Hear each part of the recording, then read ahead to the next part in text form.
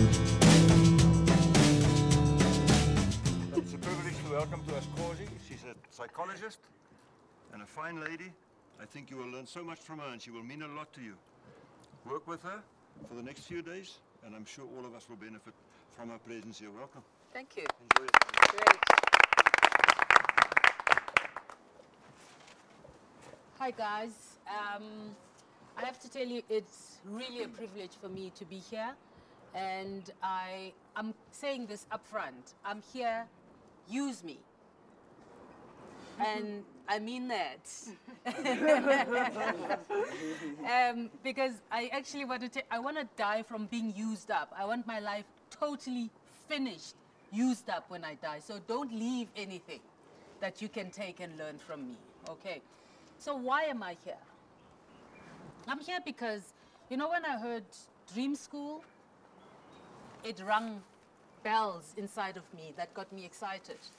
And I thought, here's an opportunity for me to come to you guys simply because I can relate to where you are. And I am where I am today. And so in these conversations, in the time that we have together, it's about us putting stones between where you are and where you want to go to, where you want to get to in life. And I am here because I am one of those people who sat in exactly the same position that you are sitting in. I didn't pass my matric first time. I didn't, and it was the most devastating thing that happened in my life. And it seemed like my world was gonna fall apart. But here I am today as evidence that it is important, but it's not the end of life. It would be nice if you get through it first time. Not everybody does. The question again goes back to the dream. Why is this called Dream School? Why? Could have been called anything. Why is it called Dream School? What do you think? Why is it called Dream School? Giovanni? Because we have certain dreams for ourselves and we are not, I don't mean it in a bad way, but I think we don't have the right tools to, you know, invest into that dream and make that dream a reality and make it a goal.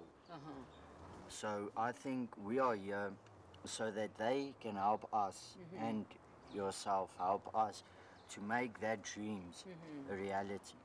To translate from dream to goal to reality. Yes. Yeah, Rex, you want to add to that? My opinion on why it's called Dream School is because in order to find our dreams, we need to go to school. And that is the basic way to get to the dream that you have to get one day. Yeah. And yeah. It connects the dots. Yes. Yeah? Please do. Hi. Hello. I think it's called Dream School, mainly because, you know, sometimes I think, okay, in most cases, when you fail matric, some of your dreams are like shattered in a way. So this place that we're in right now is called Dream School because here they try to like rekindle the light or like revive our dreams and like keep us like motivated in order to achieve those dreams. Yeah. So when you don't get through matric, it's like, you know, when you have a car and you get to the car and your tires are flat. It doesn't mean your car is finished. It just means what needs to happen?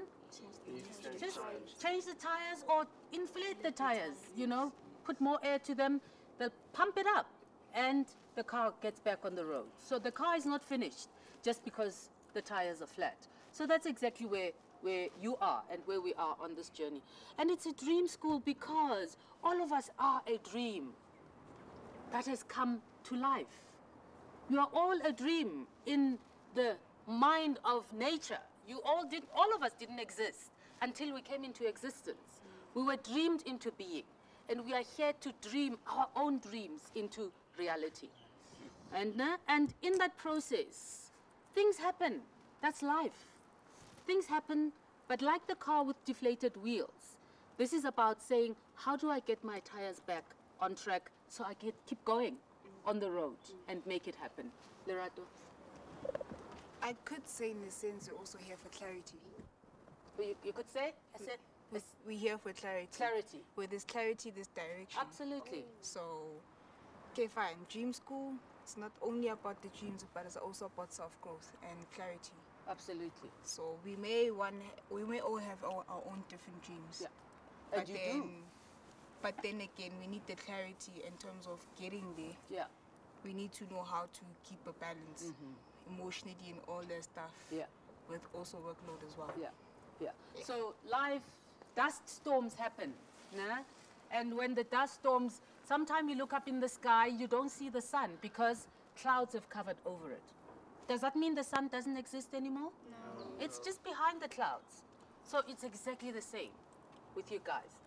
It's the clouds. We're working to clarify the smog, the fog, the clouds, nah? So that the dream continues to live on. And as I said to you, I started off in pretty much the same place as you. But let me go back and start from the beginning. Because, you know, when you see successful people, you think you want the result, but you don't want the process. And I'm here to talk to you about process. Because once you follow process, the result is given. It'll happen.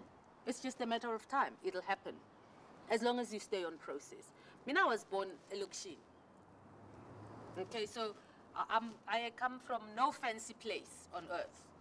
I was born Ezola, of all places. Of all places, I was born Ezola. For those of you that don't know, Ezola is a township in Soweto. That is like the right off of Soweto. It's like the place where nobody hopes for anything to happen. That's where I come from. I came from a school, so I don't come from any fancy things. I come from a school where I sat on the bench, pang stool, not even a desk when I started school. We sat outside when I started school. But that doesn't matter. Here I am today, from Ezola, from the schools, from going day school and afternoon school and all those fancy, funny things. I still am here today. So to say to you this, where you come from, where you start off in life, doesn't matter. It really doesn't matter. The only thing that matters is where you want to end off. Nah? And so, growing up in Soweto, I grew up, I saw people being murdered. I saw people being stabbed. I saw people fighting all the time. That's what Zola is known for. People will tell you if you go into Zola, don't expect to come out alive. That's where I grew up. Now, so I'm used to that life. I know from that life what it is to live in that life. But I knew from childhood, I said there are decisions you have to make from childhood. There are things you've seen enough by this time in your age. You've seen enough of life to know this I want, this I don't want. And I remember from childhood, I grew up in a skottel, ne? You wash in a I didn't have a shower, baths and fancy things. Vascom, exactly that we call it. So I grew up from there. I slept under the table. We slept 4 in a bed. 2 at the top, 2 in the middle. I come from there. It doesn't matter.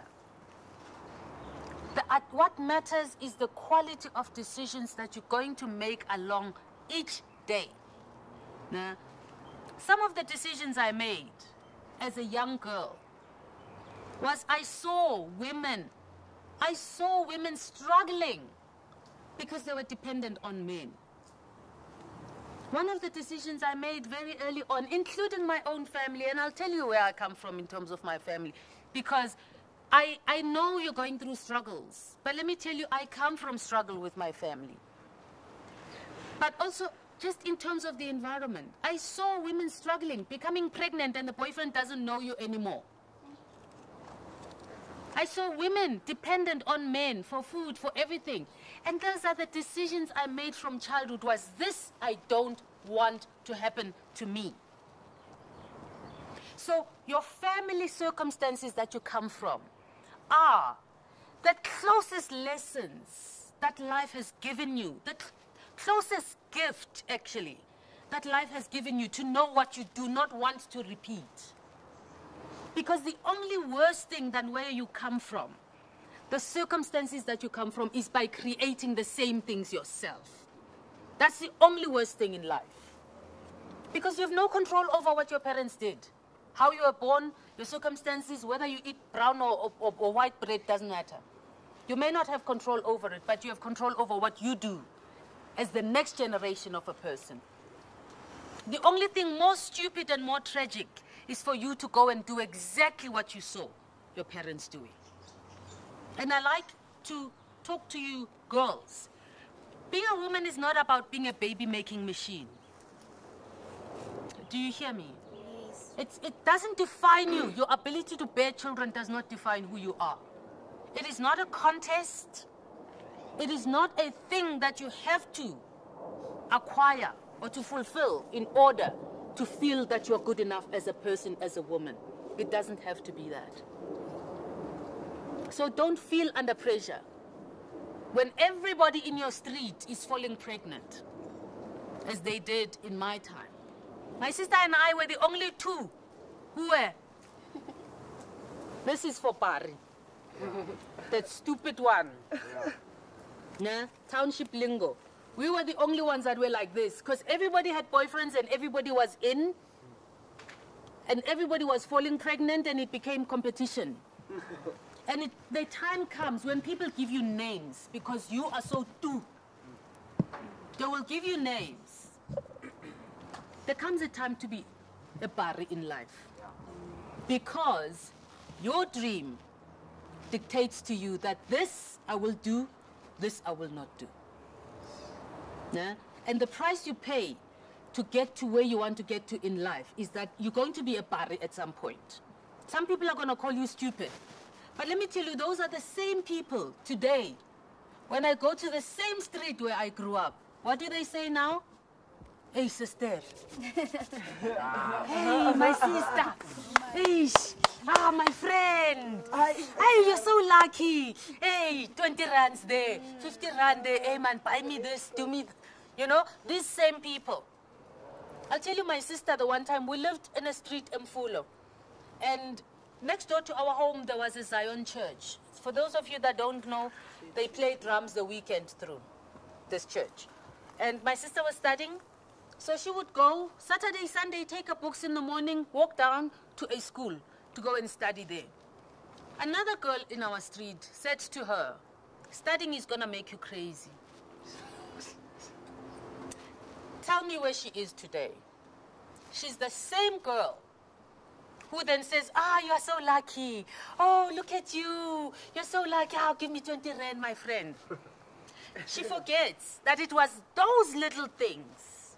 It was those little things that today makes a difference between where she is and where we are. Yeah? And I'm not saying this out of arrogance or pride or anything. All I'm saying is your life is a journey of choices. That's all it is. Life is choices, nothing more.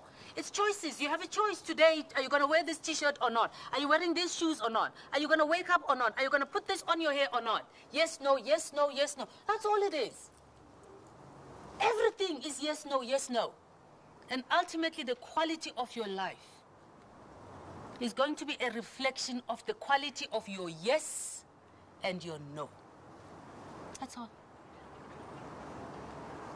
So when things haven't worked out, it tells you that the quality of your yes and your no was not good. And so the beauty of life is this. We get 24-hour cycles, all of us. It doesn't matter where you come from. You're not going to get a longer day than other people. It's still going to be 24 hours. Regardless of how hard your life is, you're not going to get more out of life. You're all going to... Life is the greatest equalizer. Fresh said this morning, it's unfair on all of us. You're not special. Nothing personal. As personal as it is when it happens to you, it's nothing personal. That's life.